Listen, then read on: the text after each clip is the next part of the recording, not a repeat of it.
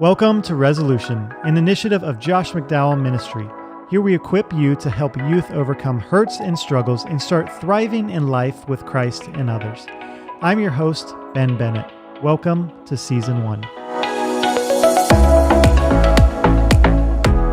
Hey everyone, welcome back again to the Resolution Podcast. This is episode 3. Ben Bennett here.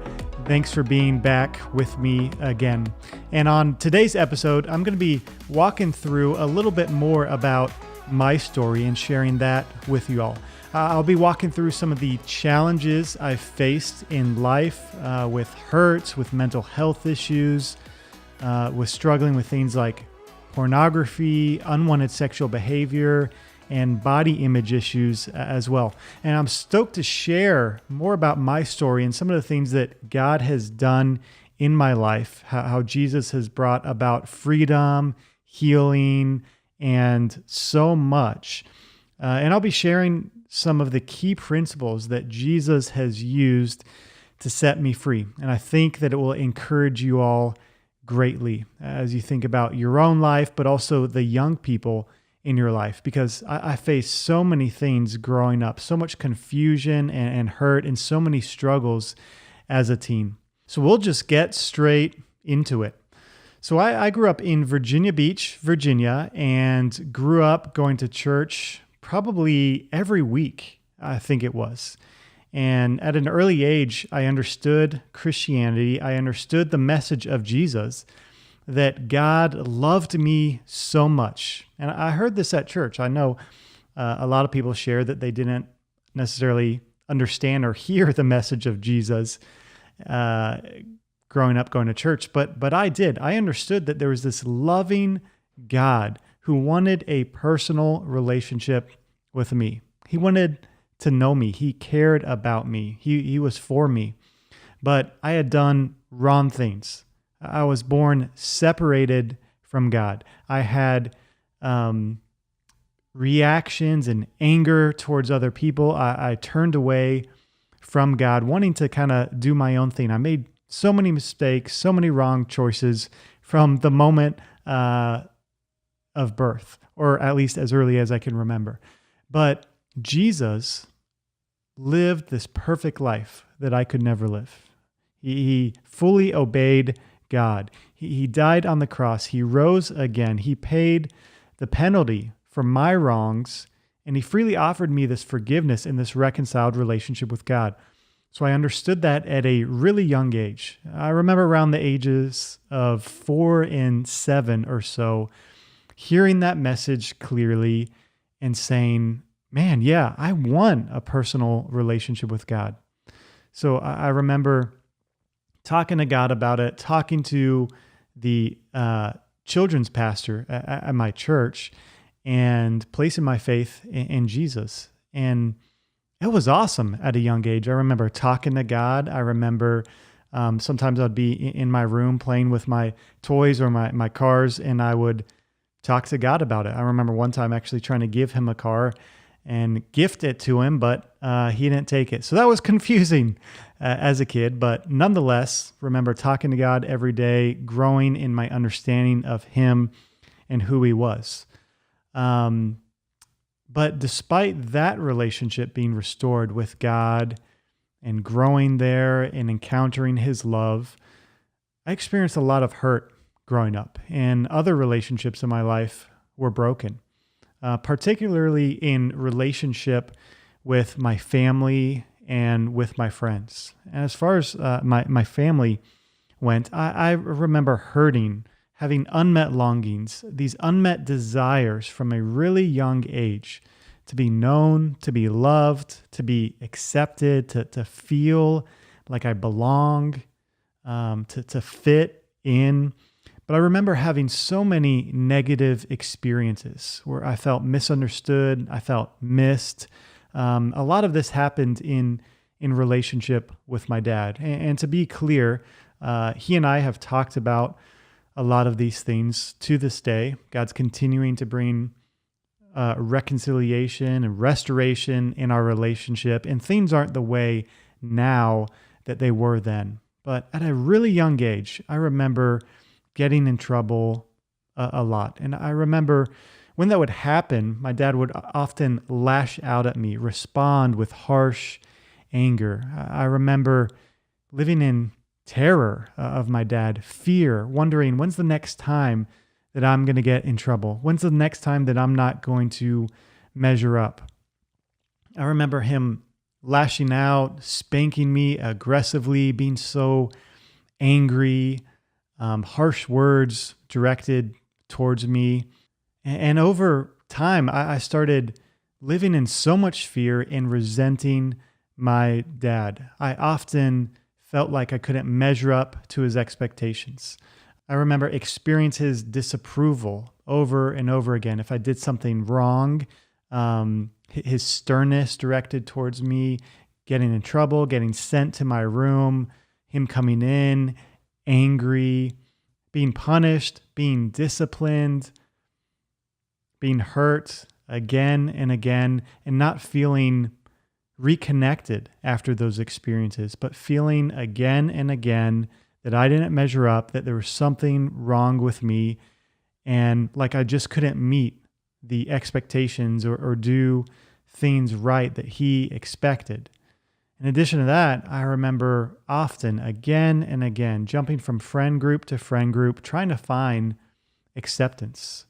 I remember being bullied for my faith in Jesus, for the way I looked, the music I listened to, the way I chose to dress, for being a little bit overweight, the way I talked, you name it. It seemed like there was thing after thing after thing of ways that I couldn't meet the expectations that people had of me.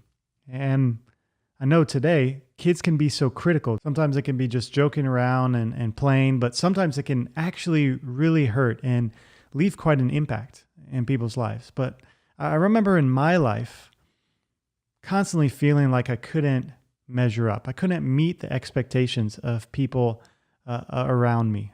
And I remember one time when I was about the age of 10, I was in the back seat of my parents' car with my friend, and we were both with my family headed to the pool. And my friend and I, his name, I'll call him Kirk. We were headed to the pool. We both had our shirts off, and we were looking forward to swimming. And it was a hot summer day. But I remember him looking at me and saying, "I'm fat, but not as fat as you are." Just so blunt, right in that moment. But those words cut deeply, because for a couple of years at that point, I had realized that I was a little bit chubby, and I felt some shame about that. But his words in that moment all of a sudden became like truth to me. They defined how I saw myself. And from that moment forward, I began struggling so much with my physical image, with wanting to be skinny enough, with wanting to be strong enough, with wanting to be desirable and attractive to other people. And in that moment, there was like this sense of, again, an unmet longing, an unmet desire to be accepted, to be loved for who I am.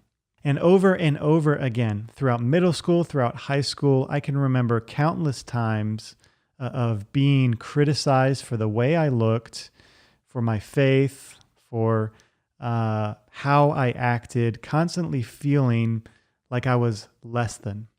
And I say these things not to blame others for how they hurt me, but to be honest with the fact that I was deeply hurting as a kid. I had these unmet longings, these desires to be known, to be accepted, for somebody to enter my world, believe in me, care for me, love me for who I was.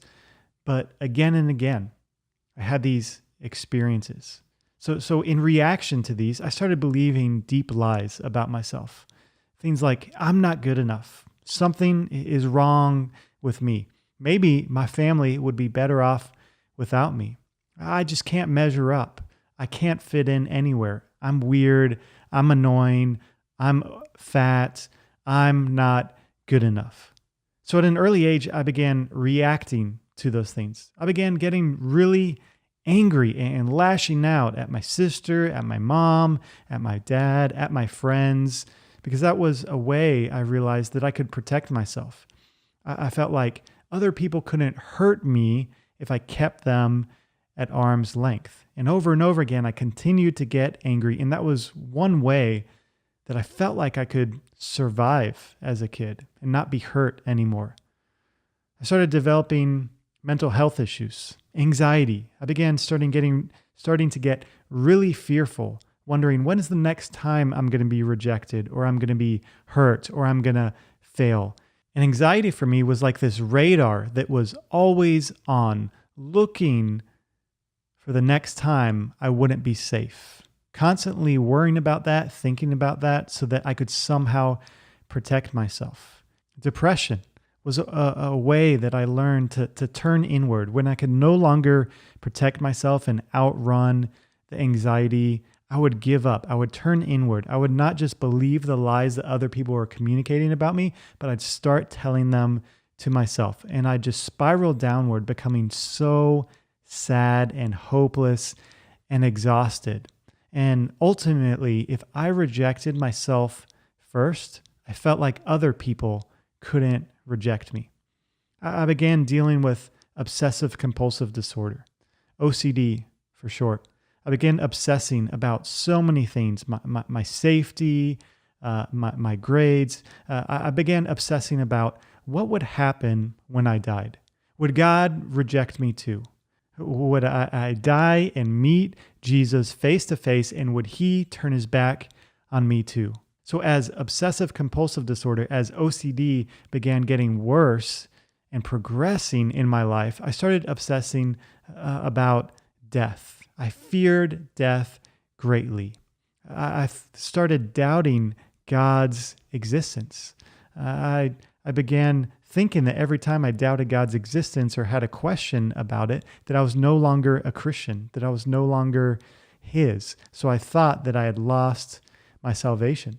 So I began praying every single time that happened, crying out to God to save my soul. And I began praying upwards of 20 times a day, 20 times that God would save me. I lived in this cycle daily of torture, of pain, of hurt, and I wasn't talking to anyone about it. That's one of the things that made it so difficult. I didn't share what was going on because I learned growing up that people weren't safe. So it just kind of seemed like it was me and God, but I thought that God was going to abandon me too. It was so difficult. And eventually it got so bad that I wished I had never been born. Because I thought that would have been easier than to deal with the pain, with the hurt, with the obsessions that I was dealing with. But soon I needed something more. I needed something more to escape the pain in my life that I was experiencing, and ultimately to try to find the fulfillment of the longings, the acceptance, the love, the attention that I so desperately craved. I found hardcore pornography, and I still remember the first time I saw it. My friends were into it. This was around the age of 12 or 13. They were regularly viewing pornography. They introduced it to me. And the first time they showed it to me, I was shocked. I was disgusted. I got up and I left the room. And the momentary warmth it brought my cold, isolated heart, brought me back again and again and again. It captured me. It kept pulling me back as I tried to push away. I didn't know who to turn to. I didn't know how to find help. And I sure didn't know what it would cost. That it would cost 12 years of my life. 12 years of agonizing self-hatred and failed promises to stop. I remember crying out to God for years to take this away from me. I wondered where God was. I wondered why I couldn't find healing and freedom. I wondered why I couldn't stop. It began ruining my relationships with others as I continued to feel such shame about what I was caught in. I was involved in ministry as a teenager. I was going to youth group and church. I was mentoring younger kids. But for some reason, I felt like I just couldn't get it together. I couldn't stop going back to pornography as much as I tried to stop. I tried everything, praying, memorizing scripture, making promises, telling God, this is the last time I will go back to it.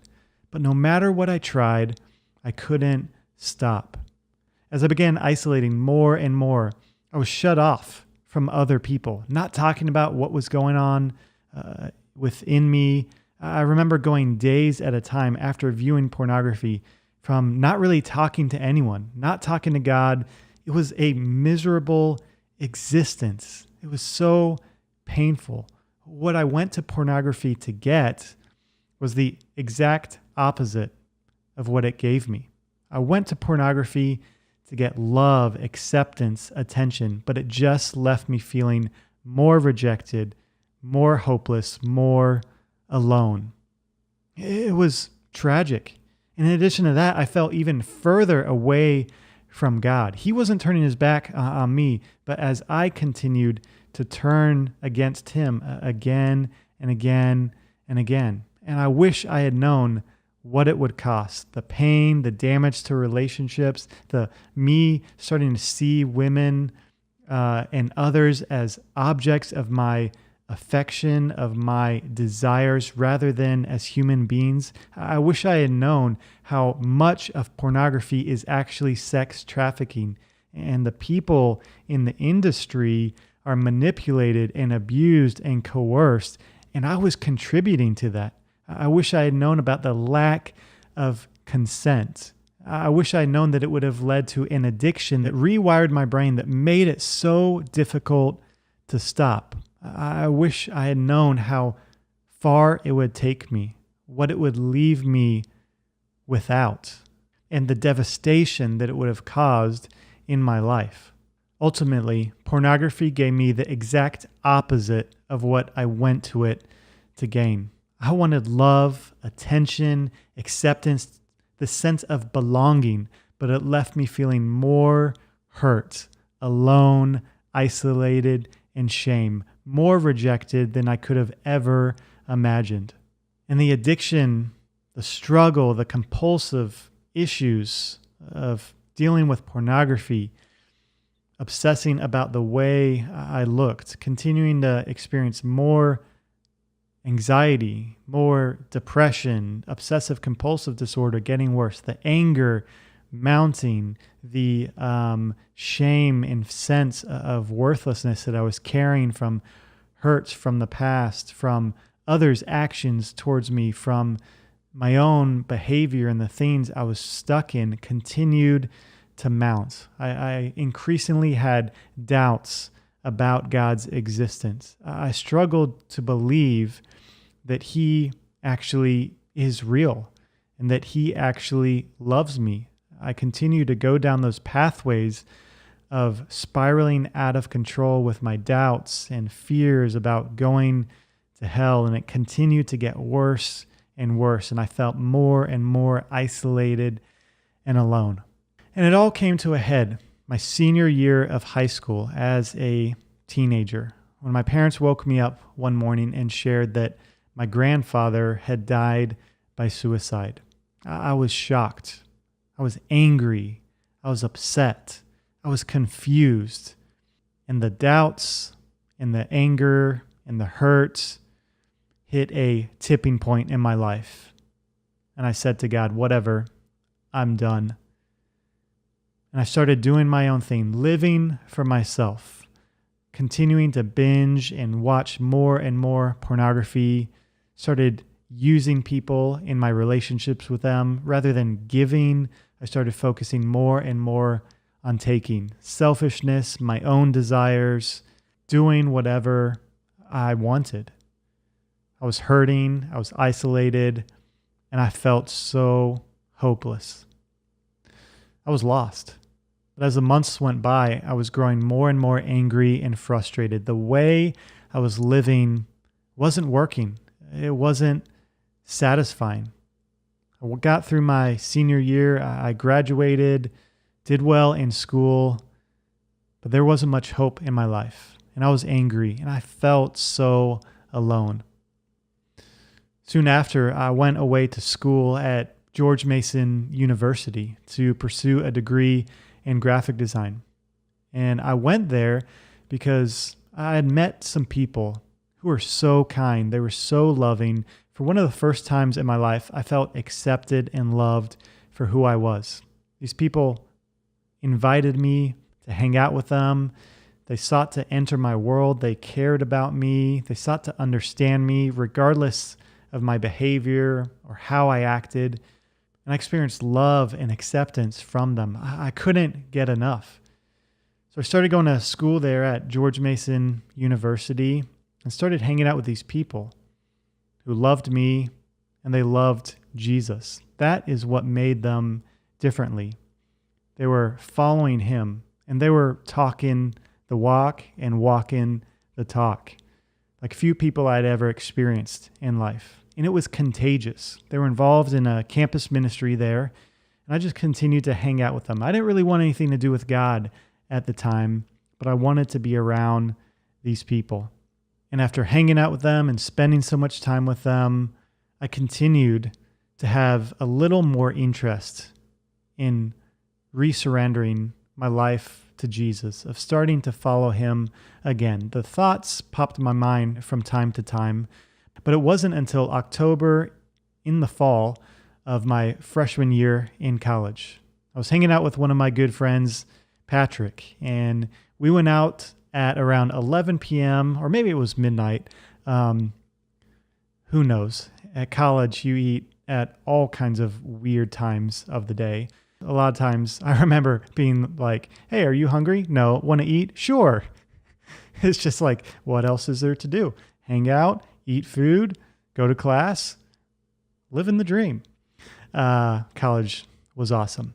But I remember hanging out with my friend Patrick, and we, late night, were eating Vietnamese food, just hanging out, catching up. And all of a sudden, he looked at me and said point blank, do you have a relationship with God? And in that moment, I was wrecked. I started tearing up. I didn't really know what to say. I couldn't get words out. And soon I just started weeping. So Patrick, the good friend he was, he slammed down some money on the table and we walked out to his car. And he just was there for me. He didn't demand me to share what was going on, but he was like, when you're ready, I'd love to hear what's going on. What you're processing, what you're experiencing. And he sat with me. And it was about 30 minutes before I could get words out, before I could open up to him and share about all the doubt, the hurt, the pain that I experienced in life, the fears of going to hell. And he just listened to me. He cared for me. He sought to understand. And that was a turning point in my life, where I started to open up more and more to talking about what was going on in my life, to experiencing the love of God through other people. And it started with Patrick being there, being willing, not to try and fix me, not to try and answer my questions, but to listen to me, to affirm my feelings, to hear me out. And Patrick and I met up from time to time over the following months. And about 3 months later, I surrendered my life to Christ again. I was so sick of the way I was living, the anger, the doubts. It wasn't working. It wasn't satisfying. I remember showing up to the campus ministry weekly meeting, and I hadn't been before as a student, but I remember for some reason, all of a sudden being open to going. I went and I was hit with the love and acceptance of God like few other times I had experienced. I was weeping there once again and felt so loved, and friends were coming around and supporting me and so glad to see me. And they knew that I didn't really want much to do with God until that point. So they were so happy to see me there and so encouraging. And that marks the point in my life where I began running after Jesus, following him, and seeing him bring more and more restoration in my life. And while that spiritual component of my life continued, and I began to walk with Jesus and lead Bible studies and mentor other people and grow in my relationship with God, there were so many issues in my life that continued, so many hurts that were unresolved, so many struggles, so much anxiety, and my addiction to pornography, and the shame I felt about myself, and the obsessions I had about the way I looked. So much of that continued. And it wasn't until I was about to graduate college that I got just so sick of feeling anxious, of doubting God's existence, of continuing to go back to pornography again and again, of eating and overeating and undereating and ultimately gaining over 100 pounds. My life continued to spiral out of control. And it wasn't until then that I had an experience where I was sick and tired of being sick and tired. I hit rock bottom. I didn't want to continue living with these issues. I wanted freedom. I wanted healing. I didn't want to take my struggles with pornography into, God willing, my future family, my future marriage. I wanted to go into ministry and help other people and live from this place of wholeness, of thriving, of freedom myself. So I reached out for help. I began going through this process with an amazing therapist. He helped me understand the unmet longings in my soul, the pain I had experienced. He helped me put the pieces together as to why I got anxious, why I got depressed, why I struggled so much with shame and the way I looked and continued to go back to pornography. He helped me understand those things and how to find freedom. I also began journeying together with other men in my life who knew all of me.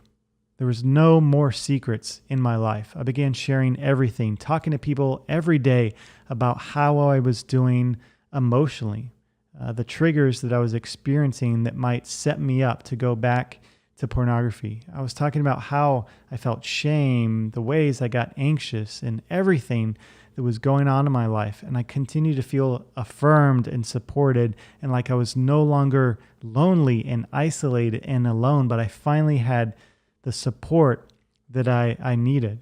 I remember going through hundreds of hours throughout the years of counseling and trauma therapy and working through wounds in my life, and beginning to consciously every single day throughout the day be aware of the thoughts I'm thinking about myself or the doubts about God, and challenging those and starting to meditate on what is true.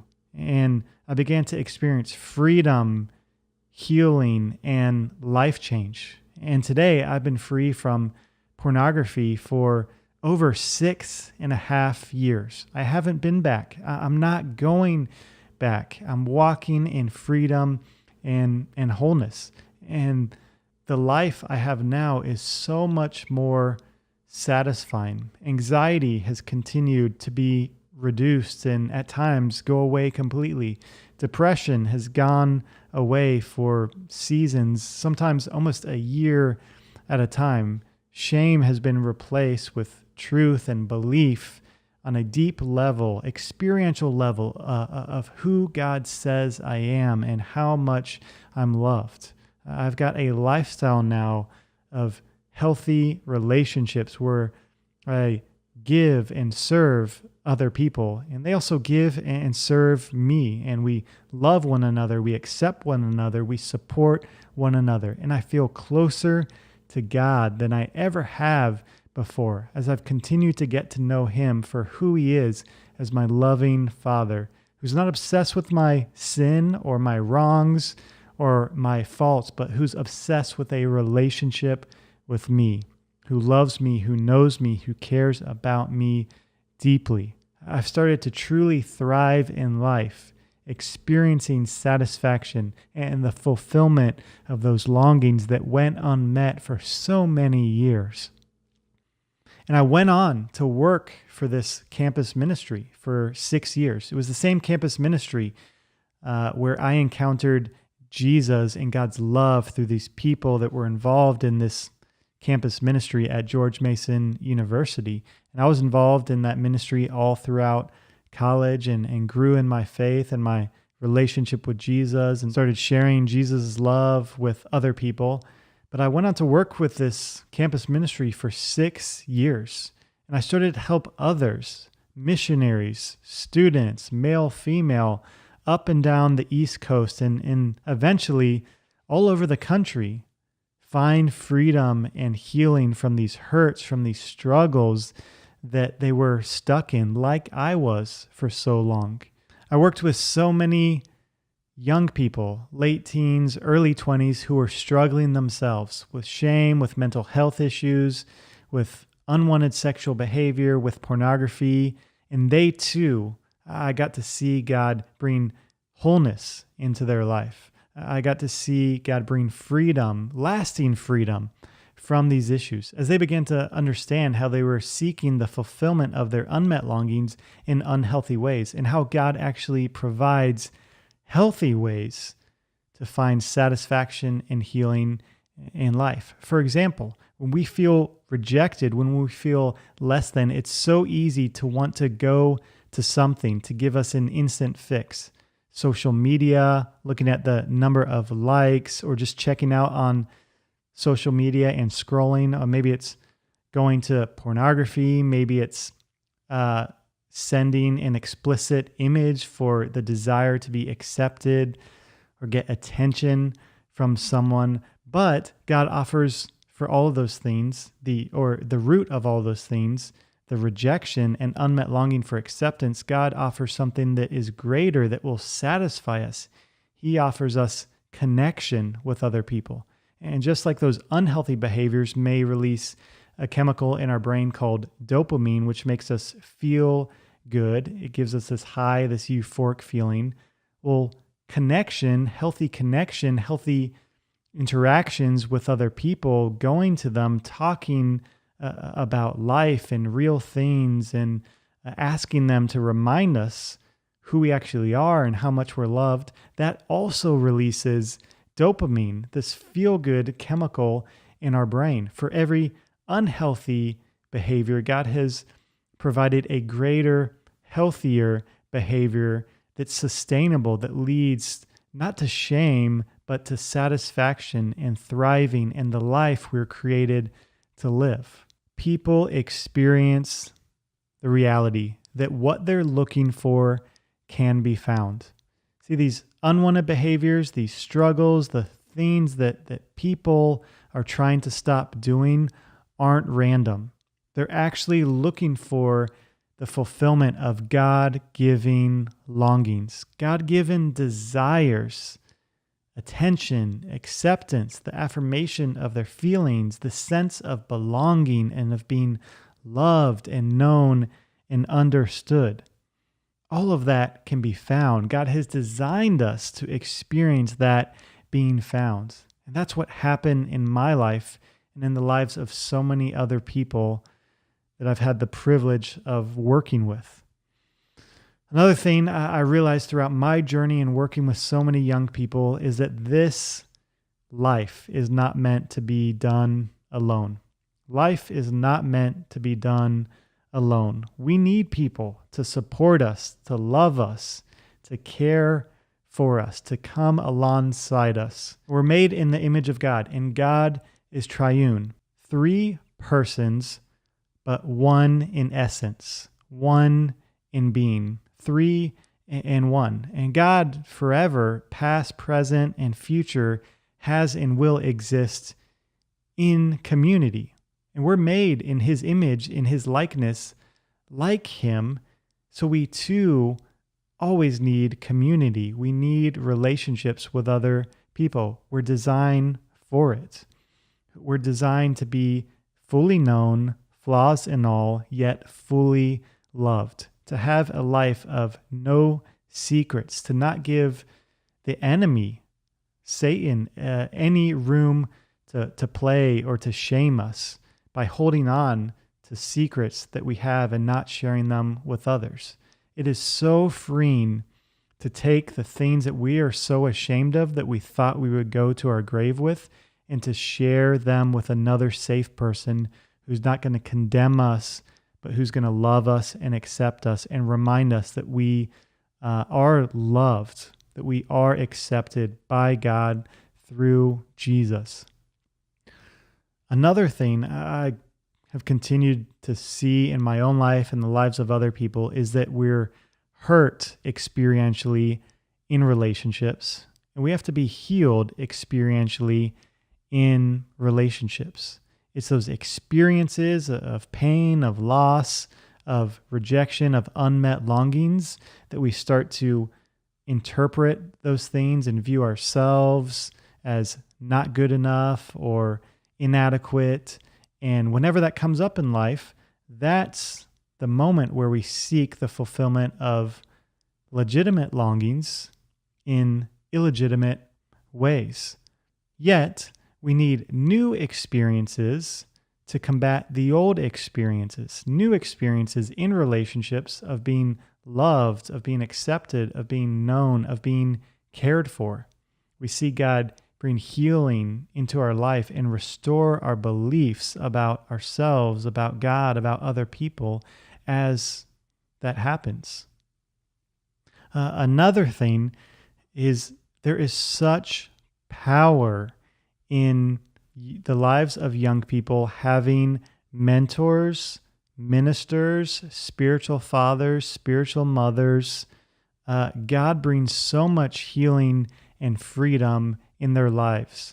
Their parents, of course, are so important too, but some teens, some young people don't have a good relationship with their parents, or maybe a parent has left, or a parent has died, or for whatever reason, the relationship isn't healthy. But let us not discount what God can do as the body of Christ comes together and as people, or as young people, are mentored, as they experience love and acceptance of a spiritual father and a spiritual mother, and the experiences that replace the old negative experiences of hurt, and everything God does through that as He restores their view of themselves and the world around them and Himself. And throughout all these experiences of hurt, of pain, of struggles, and the freedom and healing and answers that our God brought me in my own life, I became so passionate throughout the years to reach the next generation, to help them experience a good God, a good Father who loves them, who accepts them, who is for them, who wants to heal them, who is not obsessed with their sin, but already died and rose for it and wants to forgive them and bring a life of thriving, of satisfaction, of wholeness to them. And He doesn't want to stop with them. He wants to impact their friends and everyone around them. And this next generation today is struggling with so many things that I have struggled with and found healing and answers and freedom to. And God has so much to say about anxiety, about pain, about hurt, about why we do the things we do and how we react to them and get stuck in these patterns that take us away from the thriving life, the life of God that we were intended to experience. Yet at the same time, He has so much grace and love and forgiveness that He lavishes on us, and He continues to invite us into something greater. Let us remember that it's His kindness that leads us to repentance. It's His kindness that leads us to repent or to turn around. He doesn't ask us to give something up and to stay empty. No, when we surrender things in our life, He promises the fulfillment. It may not look the way we expect it to, but when we start to turn from our fear to trust in Him. He offers us greater satisfaction and thriving. When we turn from our unwanted sexual behavior, from going to pornography when we feel shame or rejection, and we turn to Him and to other people and experience healthy connection, we experience sustainable satisfaction, free of shame, free of hurting other people. We experience a better life. For every unhealthy behavior, God has provided a healthy behavior that gets us further to a life of purpose, of satisfaction, of thriving that we were created to live. And that's what God wants to offer teens today and this next generation. People are hurting. They're longing for something more. And Jesus has designed them to experience that fulfillment here and now. It doesn't mean that everything will always be awesome and perfect and life will be free of pain or hurt.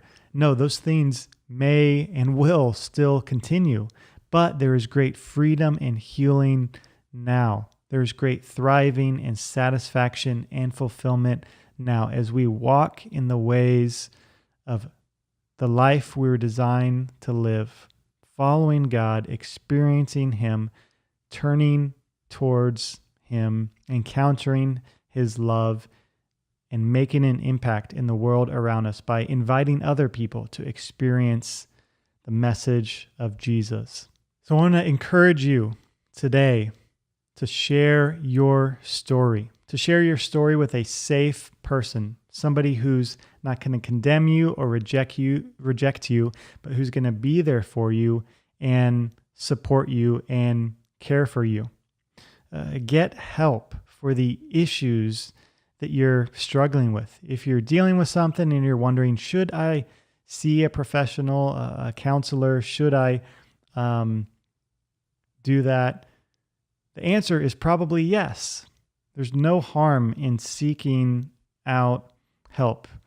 Just like when we have physical symptoms in our body, and sometimes we'll go to the doctor or the emergency room, if we're having emotional problems or struggles or questions, why not do the same? Why not go to a doctor, to a professional who's going to help us figure out what's going on in our next step? I want to leave you with this thought today. It gets better. I believe God wants to redeem and use the parts of your story that you'd rather ignore. God is a God of redemption and of restoration. I've experienced that in my life. Josh has experienced that. So it's go time. Let's offer this resolution to young people today. Help them find resolution for the unresolved areas of their life, their questions, their hurts, their struggles, because God has a lot to say about it, and we get to be a part of it. Remember that your story matters. You never know the impact of your story on someone else. How sharing your story, how identifying with the struggle that someone else is experiencing could bring hope in this feeling in their life that they are not alone, and how you in those moments could offer the hope of Jesus and what God has done in your life to them. You never know how God might use your story in the life of someone else. So think about the young people in your life, those that may be hurting too or struggling too. How can you move towards them? How can you engage with them? How can you ask them what's going on, what they might be struggling with, what doubts they might have, and how can you just sit and listen to them and affirm their feelings, their experiences, and not necessarily right away offer advice unless they ask for it, but just be a listening ear. In our day and age where so many people feel hurt, misunderstood, lonely, what an opportunity we have to move towards young people and listen to them and enter their world. Thanks so much for checking out episode 3 of the Resolution Podcast. I hope my story encouraged you today and you experienced God's goodness and restoration and resolution in your own life and that of other people around you. Thanks for listening to the Resolution Podcast. If you enjoyed this episode, it would mean so much to us if you rate it, share it, and subscribe. To be part of the global resolution movement, connect with us on social media and YouTube @Resolution Movement. That's @Resolution Movement. And check out resolutionmovement.org for more information and resources. See you soon.